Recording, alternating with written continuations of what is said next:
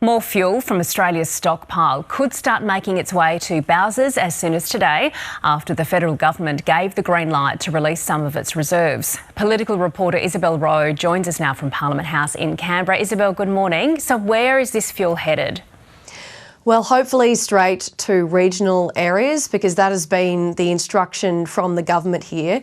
It's announced in the last few days that we'll be releasing 20% of our emergency stockpile of fuel. Now, that's about 6 days worth of petrol, 5 of diesel. That means that people should be able to see a little bit more fuel in some of those places where there's been supply shortages. Now, that is in regional areas. What regional farmers in particular are telling us is that if they're unable to get fuel for their diesel for their truck, they're not able to get their truck to the shop, we're going to see increases in food prices. So the concern is that if the government doesn't act soon enough, that we will start to see price increases in supermarkets.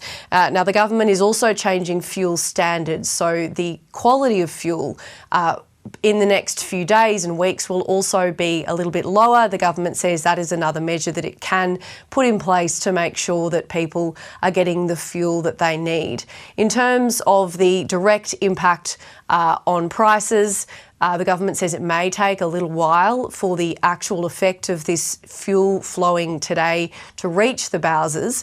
And Richard Marles, the Defence Minister, was asked about this morning. He's asking people to just behave as normal and not panic buy.